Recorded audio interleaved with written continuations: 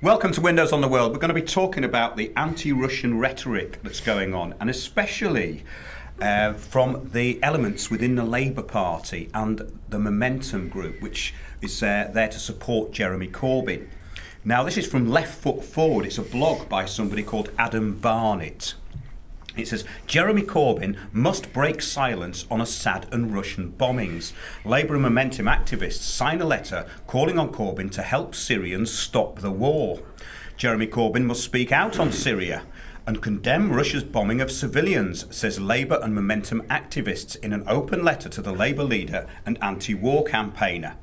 The letter's signatories, who are supporters of Corbyn's leadership, say they share his opposition to militarism, but reject the false choice between backing war and doing nothing. So they're trying to push Jeremy Corbyn into a corner here so that he supports this rhetoric that they're giving out, which is basically that we should be blaming Russia and Assad and also Iran. They bring Iran into it as well. So this is very cleverly deflecting away from what's really going on, in my opinion, and from the research of what we're going to talk about today.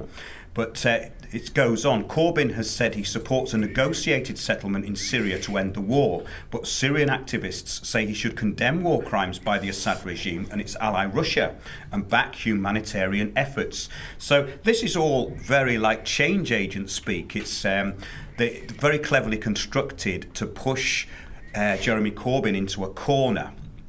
The letter comes after Corbyn was heckled by protesters at a Stop the War coalition event in London on Saturday. Well, stop the war. I've never stopped a war ever. So it's quite interesting that a lot of these groups that attack people, they have to question what their motives are, really. This letter reads, "We ask that you condemn clearly and specifically the actions of Assad and Russia in Syria, which have caused the overwhelming majority of civilian deaths and which present the biggest obstacle to any workable solution to the Syrian crisis." So the letter goes on, constantly reiterating this propaganda statement that Russia and the Assad government are to blame. It also, as we said earlier, blames Iran. Now, interestingly, yesterday, the bank accounts of Russia Today, or RT, which is a Russian government-funded news agency and station, they have a blog called The Duran and, of course, Russia Today Television. Their bank accounts in the UK have been frozen. Now, it's very interesting because just before the invasion of Libya and Syria, we had Press TV, Iranian TV, taken off the air by Ofcom. So this all looks like it's going in a direction of pushing Corbyn into a position where he has to support this rhetoric that's coming out of certain elements. It says, it looks like those out to take Corbyn down are amongst the Momentum group and they're calling themselves Labour activists, and we've already seen quite a lot of this. We've reported on the Corbyn coup. We're going to go into some of the details of this today and where it came from, the background of it, and where we think it's going. I'm with Dr. Nick Colostrum. So Nick, welcome to Windows on the World. Pleasure, Mark. Matt, I feel strongly that Labour's policy must here be based on international law.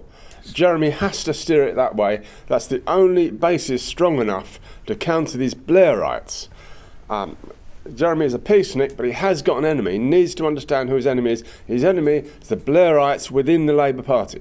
Blairites are warmongers. They will always give you the reasons for war. And they're drumming up this totally fictional idea that Assad and Russia, Assad is bombing his own people. And we've got this utter crap from Blair. Iraq, Saddam Hussein even gasses his own people. That was, and did we ever hear that substantiated? No, I don't think so. Then Libya, Gaddafi, he's even bombing his own people. And that was the pretext for, absurd pretext for bombing, bombing Libya. And then we had with Assad, he's even gassing his own people.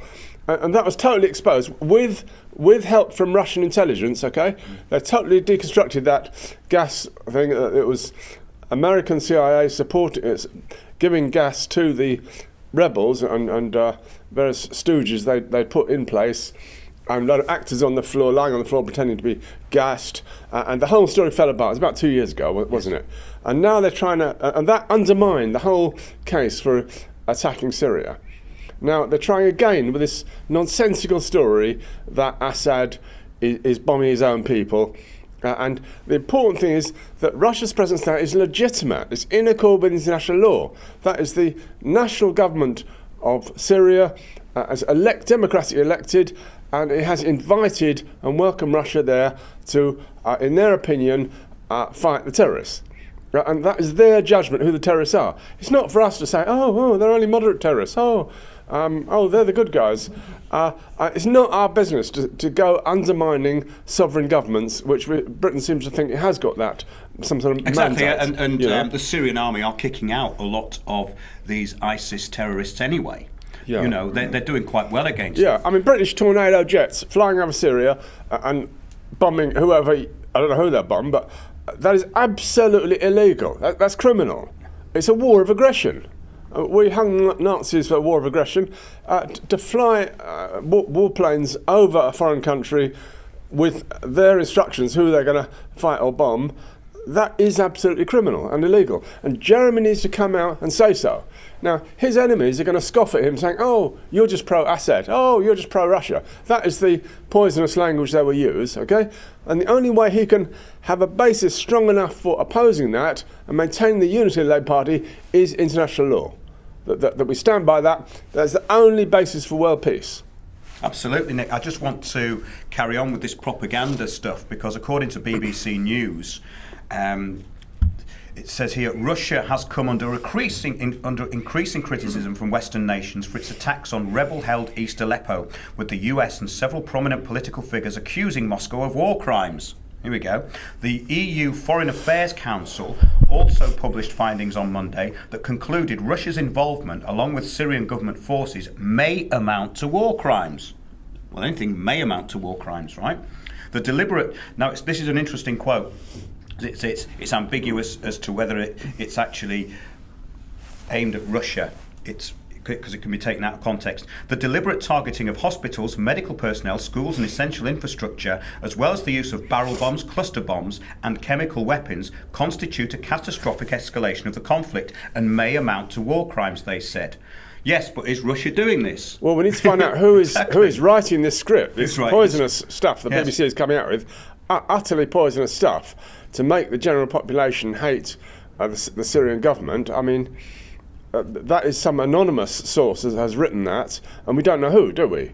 Well, no, this is just from the BBC website. Yeah. But it says also here, Moscow denies the accusations. President Putin dismissed such claims as rhetoric that did not take into account the realities in Syria, which seems like a fair enough comment under the circumstances. Yeah, anyone following the complexities of the news reports can see that Russia were actually out to destroy ISIS originally, weren't they? Of course they were, yeah. I think we're here now to bring in that we've got a new foreign secretary, the utterly clueless Boris Johnson, who doesn't really know where he's supposed to anything about the subject. He was okay as the mayor of London, you know, on his bicycle and stuff, but I don't think he's got a clue on the subject, and he's called for a more kinetic approach to starting a war with Russia, how to start World War III. Kinetic approach. He's also called for demonstrations outside the Russian embassy.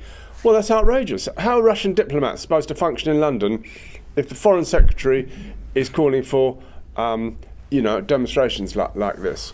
Well, it's all very, very similar to what's happened before with this propaganda, isn't it?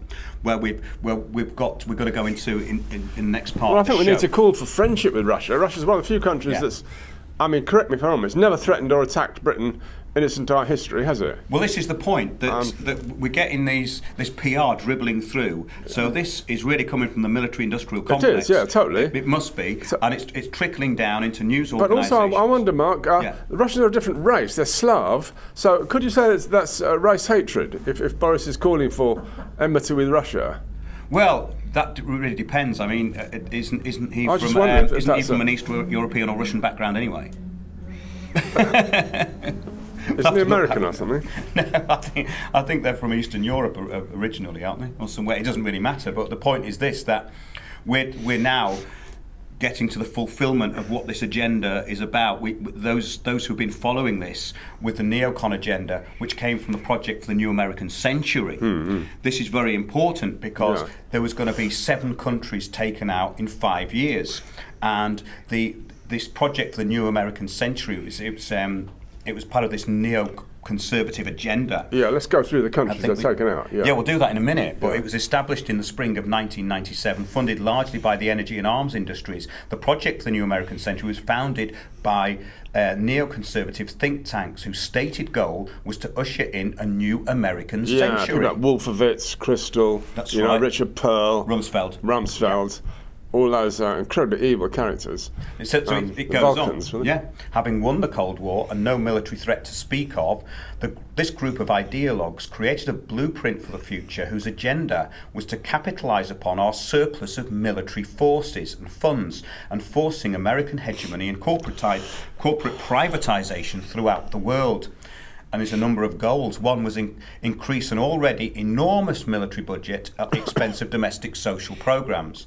2 was toppling of regimes resistant to our corporate interests. 3, forcing democracy at the barrel of a gun in regions that have no history of the democratic process. 4, replacing the UN's role of preserving and extending international order. A meeting was reported by General Wesley Clark before the war in Iraq that 7 countries would be taken down in 5 years. Yeah, right. Afghanistan, they've done that. Iraq, They've done that. Syria, Not yet. not yet, No. Lebanon. Lebanon. Well, they sort of pulverised Lebanon. They have pulverised it previously. Libya, yeah. done. Somalia, they're in Somalia, there. done Somalia, yeah. And Iran. Yeah, well, Iran is the next one. That's why they can't. That's why Russia cannot let Syria go, because next one would be Iran, and that's right next to Russia. Yeah. And Russia cannot tolerate that encirclement. That's why Russia cannot back away from the Syria situation. It's a line in the sand, and they're there. And the issue is ultimate as far as Russia's concerned. So we've kind of decoded that a bit now as to what this is really about, because when I see that level of propaganda, I know really what we're dealing with. We're dealing with PR statements that are coming down to get the public used to certain phrases that are going to be used to legitimise this. Are these all Islamic nations? Islamic? These are all Islamic, these 7 nations? Well, Syria's a mix. Syria's secular. Yes. It's got Jews, Christians, absolutely, and Muslims jostling happily together, which the New World Order doesn't like at all. Syria is a wonderful ancient culture, going back to the very roots of Christianity, and I guess that's why the New World Order wants to sort of pulverise it. It doesn't want people having this sort of spiritual or intact culture. There's also that. I think there's several things going on, but the major one that people would be aware of is the corporate interests that are in there.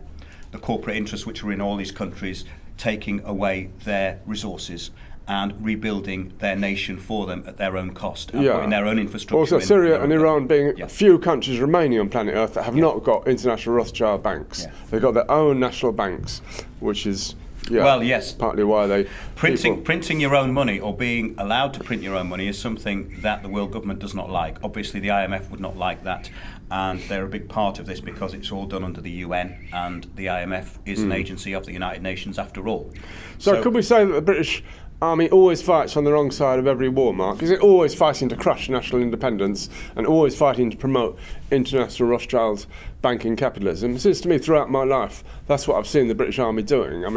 I think it's just within the nature of empire, but all that is within it, that is behind it. But most people would see it as an empirical idea of democratisation and progress. We're going to take a short break. Well, we haven't got an empire, though. No, not anymore. And we haven't got any more time left, so we'll see you after the break.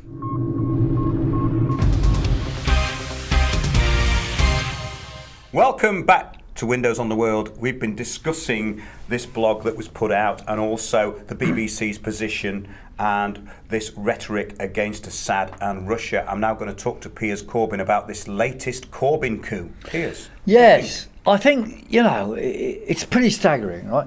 Look, obviously, whatever they said at the Labour Party conference, there's certain oppositionist group within the Labour Party who will do anything to upset, distress, weaken and undermine the leadership of Jeremy Corbyn, my brother. And the scary thing about this is they don't seem to care what they do. Because look, what's happening in the Middle East is potentially getting close to World War III. And, you know, Jeremy and the Labour leadership don't just do things for fun, you know. They have some pretty clear ideas on how they can go forward. And, you know, this sort of attempt to try and get Jeremy to go on one side or another would obviously undermine the attempts they want to do to have a negotiated peaceful settlement to the whole of the Middle East conflicts. And, you know, these people, they're making these, you know, pressures obviously don't care what will happen. Because, you know, if the result is there's never going to be a negotiated settlement, that is curtains for a lot of people. Even paving the way for a third world war. Now, look, Emily Thornberry, the shadow foreign secretary, was quizzed in Parliament, and she was clear. She said, "Look, we can't just criticise the Russians without also criticising the Saudi Arabians, whom are supposed to be our allies, right? I mean, you know, that is kind of obvious. But look, the basic point I would make is that, you know, the likes of these criticisms are unhelpful and dangerous. Well, they're kind of doing the job of the propaganda arm of the military-industrial complex, really. Of course they are. And these are meant to be left-leaning people who are anti-war. Well, yeah, I mean, look, Tony Blair was or is the Middle East peace envoy, but I haven't seen an outburst of peace since he became this person. So, yeah, you know, I think everything they're doing has to be treated with a lot of suspicion. Well, what's very apparent with this, and we read it out in the first part of the show, is that it's been very cleverly constructed as an entrapment exercise, really. I would say so, yeah, using the media. Yeah, so it's all done in public, and we're all going to get this letter out. Oh, look, we've all signed it, and you must agree with our who signed position. it? I don't know who signed it. It doesn't say who signed it. It does say who signed it. Okay, It's but all on the right, website. okay, it's on the website. Yeah. But you see, momentum is a pretty broad thing. That's right. Anyone in there it basically supports Jeremy. So it's not really like a coup within momentum. No, it's just a few people trying to get anybody could go in there and say anything and then pop it out in the media. They're people with good connections with the media. That's what it means. Yes, and this has come out through a blog, but it's also linked to the PDF, which is the letter, which obviously they want released to all of the TV people so that they can read it out. And it also goes along, as we were saying in the first part of the show, with the BBC's stance on this. So this is coming down as part of state propaganda. So we're now going to blame the Russians and we're going to blame Iran, and we're going to be taking the blame from what we're doing in the training of ISIS and the funding of ISIS. Well, of course, and the backing of Saudi Arabia and so forth. So that's really what it's for. What do you think about this, Piers, that the bank accounts of Russia Today being frozen? Well, it is curious because you see, Russia Today is a journalistic operation. I mean, what obviously they're close to the Russian government, so in a way that's a provocation. I mean, I don't know, it is a pretty strange thing to do if you're looking forwards to some type of more peaceful negotiated settlements. It's not helpful in those terms. This also happened, as we said, with Press TV. That was shut down just before the invasion of Libya, I think, and definitely before the invasion of Syria. Yeah. There was very good reason for that geopolitically to shut them down, pretty obviously. So this, as you're saying, it's descending into something much bigger than just trying to get your brother, really, isn't it? I mean, that's right. It's totally ridiculous, but hopefully people will come to their senses about this, because this is constructed just like a letter from the council or something that's been put together by people who are neuro-linguistically programming the language. But you see, it's also very important as well, because if they succeed, bear in mind, Jeremy's now the leader of the biggest political party in Europe. And he's got more support in his party than any other political leader in Europe as well. So trying to nail him to something which can lead down a very dangerous path is totally irresponsible.